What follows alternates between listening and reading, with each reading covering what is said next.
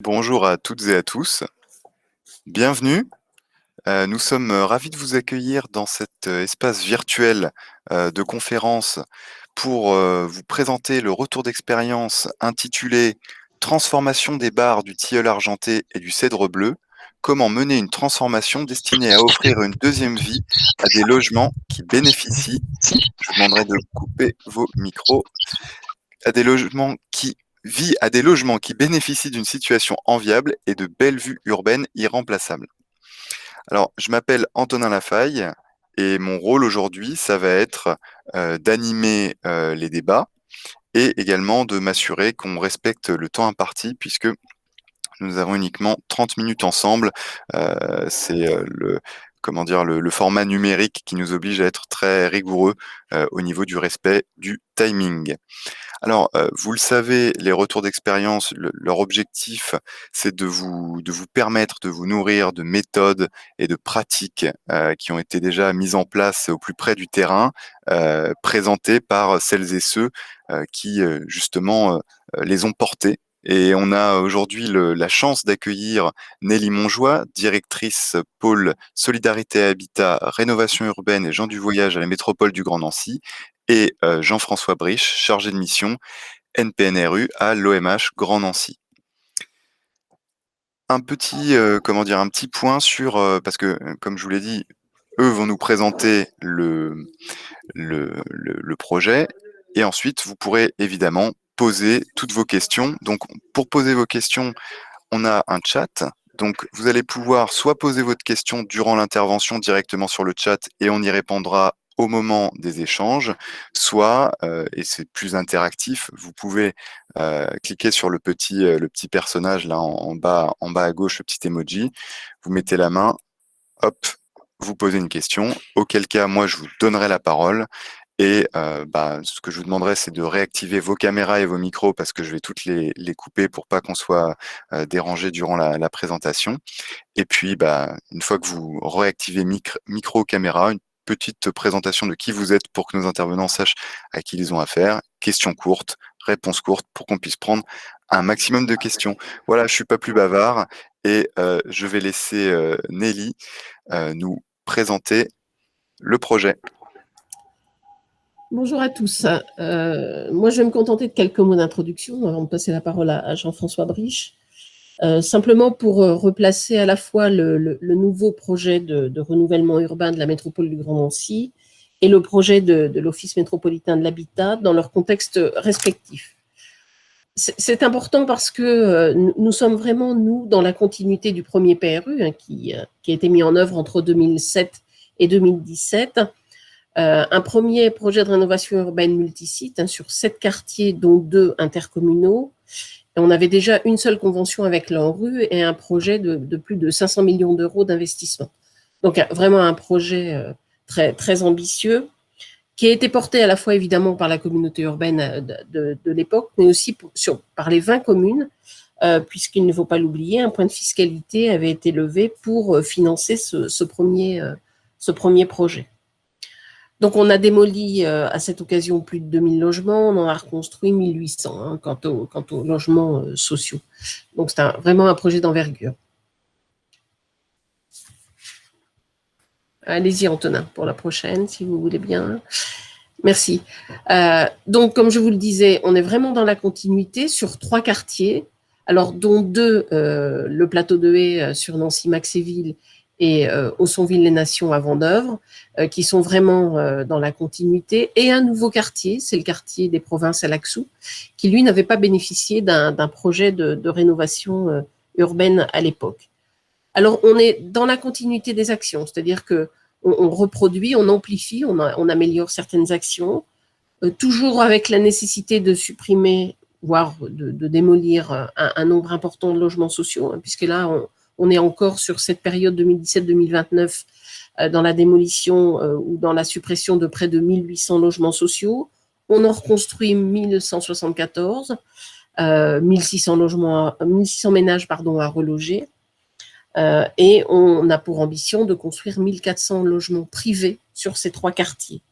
À côté de cette ambition liée à l'habitat, on a aussi des grosses actions sur les aménagements extérieurs, sur la rénovation des centres commerciaux qu'on a commencé dans le cadre du premier PRU, et aussi sur la restructuration, la rénovation d'équipements de proximité.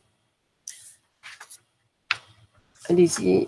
Alors, un des enjeux forts, mais on l'a vu tout à l'heure dans une table ronde, un des enjeux forts de ce NPRU, pour nous, c'est bien de continuer à favoriser la mixité résidentielle au sein de chacun des quartiers et de les rendre attractifs. C'est vraiment le centre du projet pour nous. Et un des enjeux est donc de parvenir et de poursuivre la territorialisation et le rééquilibrage du logement social dans les 20 communes à l'aune de ce projet de rénovation. Sur les quartiers, sur ces 3 quartiers, à côté des logements démolis, on va reconstruire 30% de ces logements sociaux. Les 70 autres pourcents seront reconstruits ailleurs et dans les 20 communes de l'agglomération. C'est ce qui figure ici sur cette carte, où au final, 445 logements seront reconstruits sur site, mais 729 hors site. Donc on est déjà à un stade un peu avancé, mais il y a encore du travail à faire, hein. Vous voyez les reconstitutions sur site, les reconstitutions hors site identifiées, des reconstitutions pressenties, parce qu'on est en train de travailler avec les communes sur du foncier mobilisable.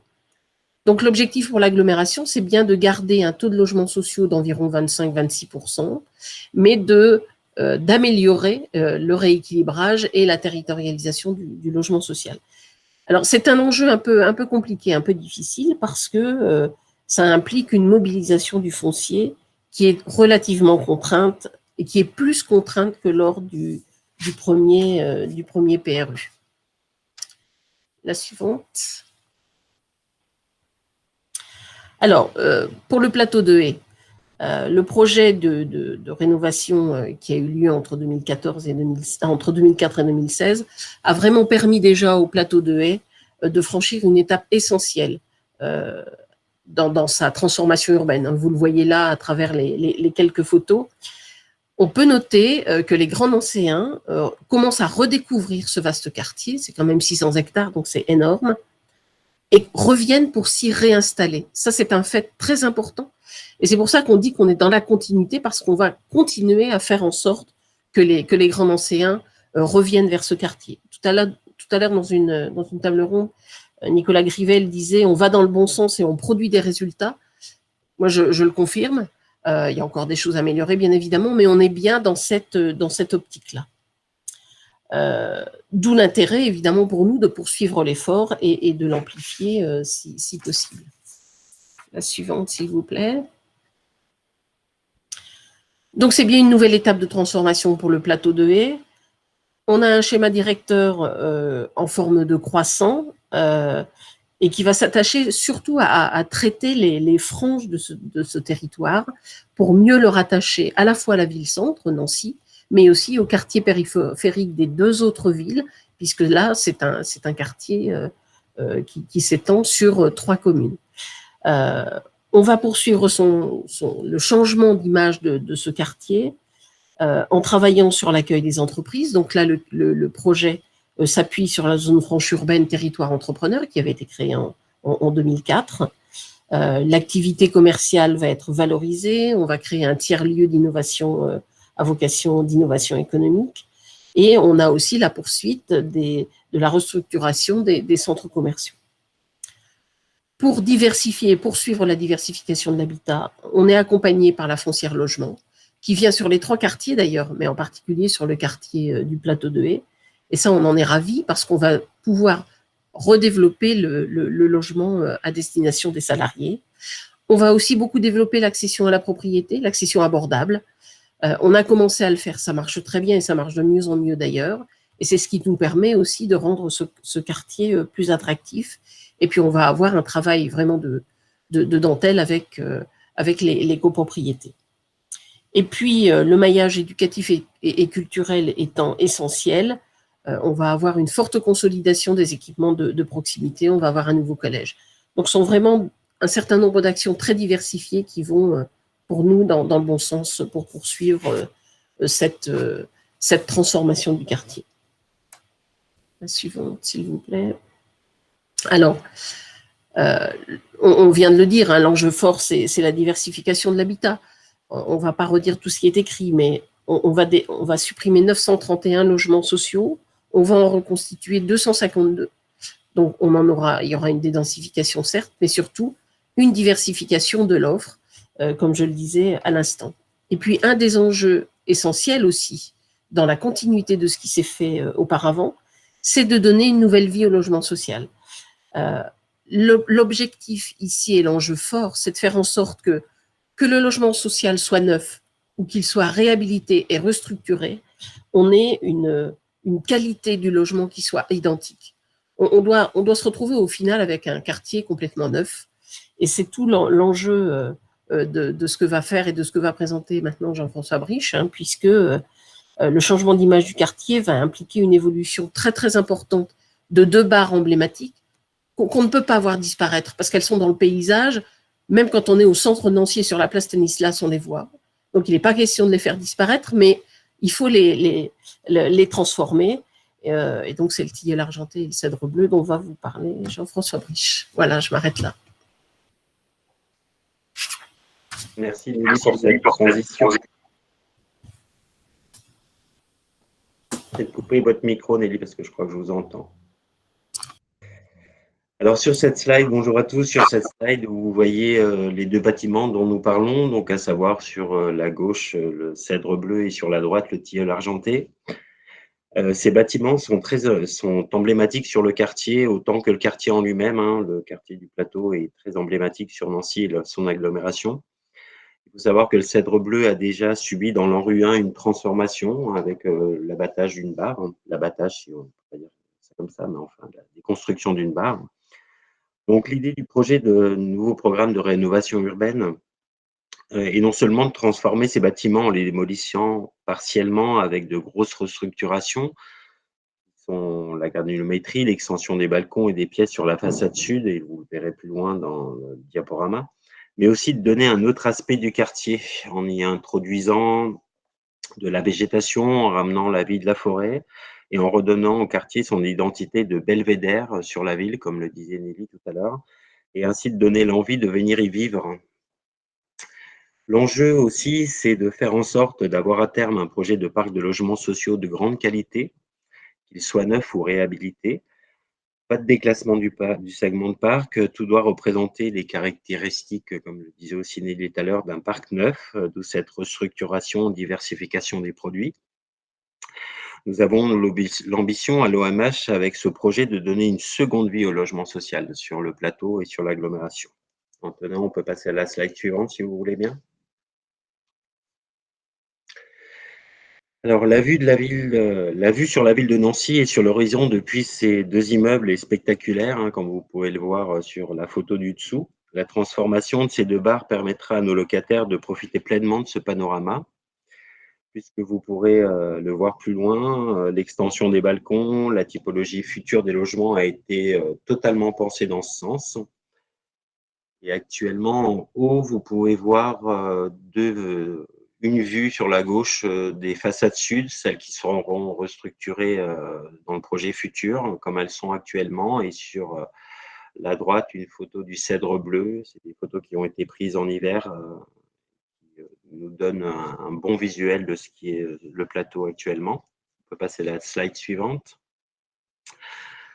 Alors, sur cette vision schématique du site avant et après, en haut, vous voyez le site actuel. En l'occurrence, ici, c'est le cèdre bleu. Et en bas, les sites futurs. La transformation est visible avec les ouvertures entre les bâtiments et le nouvel épanelage des immeubles. Au rez-de-chaussée de ces bâtiments, ils seront placés les associations car elles sont très nombreuses sur le plateau et fortement appréciées par la population. Donc, il était important de les garder sur site. Et au R+1, des bureaux à destination des entreprises ou activités. Actuellement, il y a le centre d'affaires du Haut-Nancy. Et comme le disait Nelly tout à l'heure, pour ramener l'attractivité sur le quartier, elles ont vocation aussi, ces R+1, à accueillir de nouvelles entreprises. Et concernant la déconstruction partielle du cèdre bleu, on démolit toutes les 3 entrées, 3 trames. Seule la trame centrale descend jusqu'au sol, créant ainsi une ouverture à l'échelle du piéton. Et concernant le tilleul argenté, sur la droite de cette photo, Nous sommes dans la même idée, mais la différence, c'est que nous ne gardons que la trame centrale sur 6 entrées. Dans le cadre du Cèdre Bleu, 566 logements existants, 195 seront démolis, 371 restructurés et 288 logements. Cette différence se justifie par le changement de granulométrie. Et ce qui concerne le tilleul argenté, quant à lui, et sur 680 logements existants, 229 seront démolis et 462 seront restructurés en 415 logements, avec la même différence. À savoir que sur le tilleul argenté que vous voyez sur la droite, les premières entrées à gauche sont à vocation à être destinées pour des logements étudiants avec des typologies de studio à T1. Et sur l'extrémité, les 3 dernières entrées, elles ont vocation à être vendues à un prometteur privé pour créer des plateaux style loft et ainsi avoir une meilleure mixité sur le quartier. Petite précision, mais qui a son importance, sur le plateau de l'ANRU, sur le plateau avant l'ANRU 1, nous étions à 3286 logements pour l'office et à la fin de ce deuxième ANRU, nous serons à 2161 logements, ce qui fait qu'on aura réduit de 34% le logement social sur le plateau. Il y aura donc vraiment une mixité beaucoup plus importante. On peut passer à la slide suivante. Alors, sur les 3 prochaines diapos, vous aurez une vision de ce que cela donnera à terme, avec notamment des vues du nouveau quartier et de son impact sur l'environnement visuel. Sur la photo actuelle, les 3 barres que vous voyez sur la photo du haut, qui sont en premier plan, rentrent aussi dans le cadre du projet de renouvellement urbain, du nouveau projet de renouvellement urbain. Il se prénomme les bouleaux et elles ont vocation à être démolies et remplacées par de l'habitat intermédiaire privé. Et sur la vitre droite, une vision plus approchée des bâtiments futurs. Vous distinguez les extensions au sud qui permettront d'y installer les cuisines et de vrais balcons terrasses pour l'usage des locataires. Je vous le détaillerai aussi un peu plus tard dans ces transformations. Très distinct sur cette image, les toits des R+4. Vous pouvez voir la travée en bas du plan entre la travée.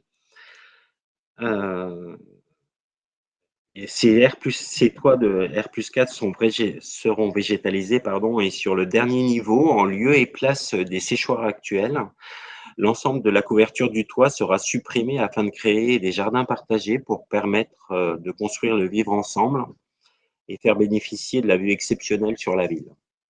À retenir également que pour cette nouvelle offre de logement, l'Office vise le niveau BBC Rénovation, puisqu'à terme, nous atteindrons moins de 100 kWh par mètre carré par an, ce qui fait qu'on aura divisé par 2 la consommation et ce qui fait qu'on entrera dans les clous pour prétendre à ce BBC Rénovation. On peut passer à la slide suivante, s'il vous plaît, Antonin. Alors, il reste 3 minutes. Ok. Donc, voici quelques vues avec notamment la façade nord et sa végétalisation. Sur la slide suivante, alors je vais un peu plus activer mes propos. Vous savez que la place Stanislas est inscrite au patrimoine de l'UNESCO, donc il est important de redonner une nouvelle vision du plateau pour encore plus embellir cette place. On n'a pas vocation ni tentation à faire du plateau à rentrer dans le patrimoine de l'UNESCO, mais on peut toujours espérer. Donc voilà, et on peut passer à la slide suivante si vous voulez bien. Donc là, comme je vous le disais précédemment, les typologies existantes étaient monolithiques avant, puisqu'on sur chaque palier, on trouvait un T1, un T2 et un T3, sur 13 niveaux pour le cèdre bleu et sur 15 pour le tilleul argenté, et ce sur 33 entrées. Donc il était essentiel de regagner en activité et en diversification de l'offre et de créer ainsi une nouvelle granulométrie. Les ascenseurs, avec la création de cette cuisine sur le sud et l'extension des balcons, on ne va pas pouvoir changer l'ascenseur, puisque l'ascenseur actuellement est petit et il dessert à demi-niveau. Là, il sera beaucoup plus grand, donc on aura une accession au PMR qui sera beaucoup plus importante. On peut passer à la slide suivante. Donc là, vous pouvez voir que l'idée du projet est de retravailler complètement la granularité de l'immeuble, c'est-à-dire les grandes typologies en bas et les plus petites en haut pour faciliter l'usage et le vivre ensemble, et ces différents types de logements sur la gauche sont représentés en couleur, et vous pouvez voir sur la coupe de droite ce que ça représente avec les grandes typologies en bas, et plus on monte dans les étages et plus les typologies se réduisent. Et donc voilà, et on créera aussi des T2, différents T2, puisqu'on s'est rendu compte qu'il y avait besoin de petites typologies, et qui iront du 31 mètres carrés à 65 mètres carrés, ce qui offrira à terme 57% de cette nouvelle offre sera totalement accessible à la PMR. On peut passer à la slide suivante. Et afin de répondre pleinement aux défis environnementaux, l'OMH a placé au centre du projet le réemploi des matériaux issus de la démolition et de la déconstruction, avec la mise en place d'un écosystème de l'économie circulaire. On va créer une maison du réemploi qui sera portée par une association d'insertion qui sera située au cœur du chantier. Et pour cela, on veut développer une activité innovante autour de la récupération de produits de matériaux, la remise en état de produits de matériaux récupérés, la commercialisation auprès des particuliers et des professionnels de ces produits et matériaux à réemployer, mais surtout, et c'est là où c'est le gage de réussite, le réemploi de nos opérations qui sera un gage de réussite pour le réemploi de nos opérations sur le plateau, et particulièrement celles qui vous sont présentées, le cèdre bleu et le tilleul argenté. Et ainsi aussi la création d'un lot dédié à la consultation et destiné aux associations d'insertion. En activité, elles se feront autour du développement des partenariats, de la formation des personnes en réinsertion, de l'initiation des particuliers, et de la recherche d'opportunités et de valorisation interne et externe. Concernant l'insertion, pour le retour à l'emploi fléché dans la convention ANRU, et pour lequel l'OMH a signé la deuxième charte métropolitaine d'insertion, fort de cet engagement social, qui est l'un des piliers de l'OMH, intégrera sur l'ensemble des projets une clause d'insertion ambitieuse pour permettre à l'ensemble des habitants des 8 QPV présents sur la métropole de pouvoir prétendre à des emplois sur le chantier. Ainsi, en partenariat avec la Maison de l'Emploi du Grand Nancy, nous prévoyons 62 000 heures d'insertion sur le chantier du cèdre bleu et du tilleul argenté, 30 000 heures allant vers les travaux et 32 000 heures pour la Maison du Réemploi, ce qui représente pour ce chantier spécifique près de 38 personnes à temps plein sur la totalité de la durée du chantier. On passe à la dernière slide, si vous voulez bien. Ouais. Et Alors, après, on va, parce que là, il reste vraiment que 8 minutes pour les échanges. Donc, ce que je vous propose, c'est peut-être parce que les deux dernières slides, voilà, c'est très visuel. C'est peut-être on les passe juste comme ça et puis on prend directement les questions. Comme ça permet qu'il y ait un petit peu d'interactivité. Et ce sera peut-être aussi l'occasion pour les personnes qui n'auront pas vu l'intégralité, du coup, de poser quelques questions. Rapidement, celle-là, du coup. Alors celle-là, c'est un espace chez vous demain. On a voulu créer vraiment sur site une visualisation, une espèce de maquette grandeur nature, on va dire, qui a vocation pédagogique, donc avec l'implantation d'un logement type. OK. Donc voilà.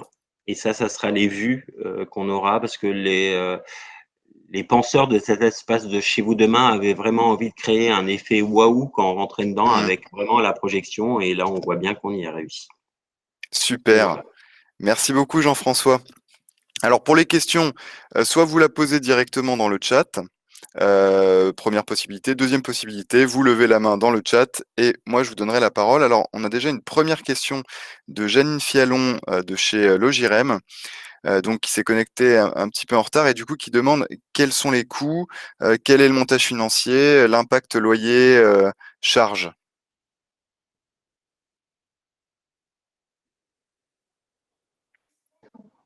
Alors, le coût des travaux est de 55 millions. Hein, après les charges, on est encore en travail avec la DDT pour savoir comment on peut appliquer un taux de loyer abordable,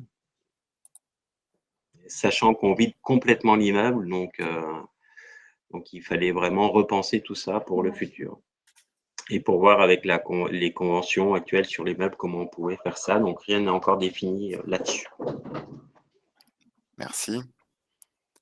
Est-ce qu'on a d'autres questions, d'autres personnes qui souhaiteraient prendre la parole? Alors sinon, moi j'ai une petite question à vous poser. Le PRU de Nancy situe vous l'avez rappelé, hein, en introduction, en continuité d'un premier projet qui était déjà ambitieux. Qu'est-ce que vous notez comme différence dans la mise en œuvre, en termes de contraintes, de facilité, est-ce qu'il y a plus de difficultés, plus ou moins de difficultés? Et si oui, de quels ordres sont-elles? Et puis j'ai une deuxième question dans le chat sur le coût moyen par logement. Alors, je peux répondre à la première question si vous voulez. Alors, c'est vrai qu'on est dans une période un peu plus contrainte, hein, donc par rapport au premier PRU, on a des contraintes financières plus fortes, il faut l'avouer, hein, chez l'ensemble des partenaires, donc ça, il faut qu'on le gère. Ensuite, alors c'est peut-être une banalité, mais c'est la réalité, la crise sanitaire a rendu la mise en œuvre de ce programme plus difficile. Difficulté d'aller vers les habitants, etc., sur toute l'année dernière. Donc, pour nous, aujourd'hui, il faut qu'on retrouve le chemin de la proximité, de la concertation. Donc, ça va se faire à partir de la rentrée, on va pouvoir travailler de façon un peu plus normale, parce qu'on est habitué dans le premier PRU à aller vraiment à travailler, à co-construire tout ça avec les habitants. Donc là, c'est vraiment quelque chose à faire. Et puis, une autre contrainte, c'est la mobilisation du foncier. Et surtout du foncier, il faut qu'on le construise, c'est du foncier abordable. Si on veut faire de l'accession abordable, il faut que le foncier soit abordable. C'est une mobilisation qui aujourd'hui est un peu plus difficile pour reconstituer le parc dans les différentes communes. Donc on est en train de travailler avec les communes, directement avec les maires, pour trouver du foncier mobilisable tout de suite. En plus, hein, on a une contrainte de temps qui existe. Voilà, en quelques mots. Merci Nelly. Et du coup, deux questions sur, d'une part, le coût moyen par logement, donc c'est une question de Véronique Pierre de Valenciennes Métropole, et d'autre part, le ratio au logement, si vous avez. Alors, concernant le coût, on est dans une fourchette entre 40 000 et 60 000 par logement, suivant les typologies, sachant qu'on garde le clos et couvert et qu'on retravaille totalement la typologie et la granulométrie du bâtiment. Ok. Très bien. Alors, si nous n'avons pas d'autres. Alors, si, on a une autre question de Janine Fialon de Logirem. Pouvez-vous nous donner le planning entre le projet et la date de livraison? Alors, je pense que tout le monde a subi la même période, donc on a vraiment pris un retard un peu sur la démolition et la réhabilitation de ces deux bâtiments. Donc là, on va rentrer en appel d'offres. Donc, on va essayer et on va croiser les doigts pour faire un démarrage du chantier en janvier, avec à terme, on va dire, 48 mois, suivant les bars, 48 mois de travaux suivant les bars. Ok, merci beaucoup. Et la fin de la livraison sera fin 2027. Livraison 2027. Alors, est-ce que demande aussi Madame Fialon, mais ça aurait peut-être été plus simple que vous preniez la parole. Bon, là, on n'a plus le temps, mais du coup, relogement compris? Oui. D'accord. D'accord, super. Super. Non, c'est pas grave. Alors, bon, du coup, il nous reste 2 minutes avant la clôture des débats. Ce que je vous propose, c'est qu'on puisse conclure. Alors, moi, ce que je dirais, ce que je trouve intéressant dans cette opération, et puis vous complétez, hein, Jean-François et Nelly, hein, si c'est comment dire, si vous le souhaitez. Ce qui est intéressant, c'est qu'on est parti de l'existant, donc d'une typologie particulière, et surtout, on est parti des atouts de ces bâtiments. Vous l'avez rappelé, il y a une vue qui est absolument incroyable, et donc on part de cet atout fort, donc qui fait partie finalement de l'identité de ces bars et du site. Et à partir de cette identité, eh bien, on s'appuie sur les points forts pour créer quelque chose de nouveau. Et le deuxième point aussi qui est important à relever, c'est que vous l'avez vu sur la carte qu'a présentée Nelly, il y a quand même pas mal de relogements, etc. Et donc, ce que vous nous avez partagé, c'est quand même le soutien indéfectible des bailleurs sociaux qui ont été là, voilà, pour pouvoir permettre et qui vont être là à l'avenir pour permettre ces relogements. Et ça, c'est indispensable, évidemment, pour qu'il n'y ait pas de. Vous avez souligné l'importance de la concertation, du faire avec les habitants, qui ont parfois été un petit peu, ou qui se sont sentis, en tout cas, peut-être un peu oubliés à l'aune de la Covid.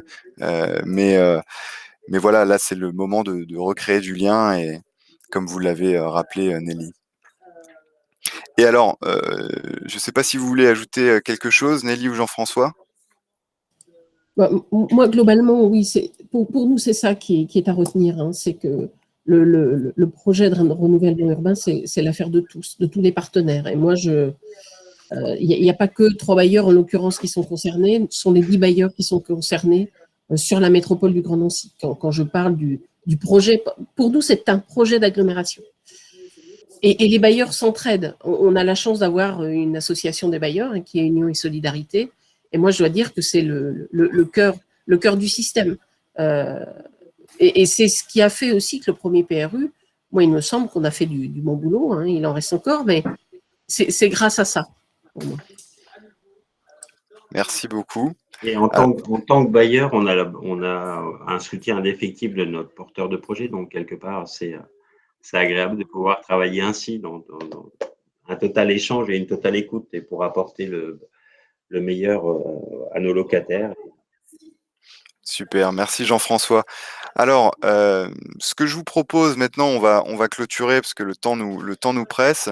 Néanmoins, je vois qu'il y a certaines personnes, Janine Fialon de Logirem, qui souhaiteraient échanger. Si vous voulez, vous pouvez vous retrouver sur l'espace numérique des GRU, le café, où vous pouvez comment dire, échanger en direct. Ou sinon, vous pouvez aussi retrouver les coordonnées également sur le site des GRU. Voilà, bah, je vous remercie, je vous souhaite une bonne après-midi et j'espère que ce retour d'expérience vous a été utile, et merci à nos intervenants qui ont été particulièrement complets. Merci beaucoup. Merci à vous. Merci à vous. À bientôt. Au revoir. Au revoir.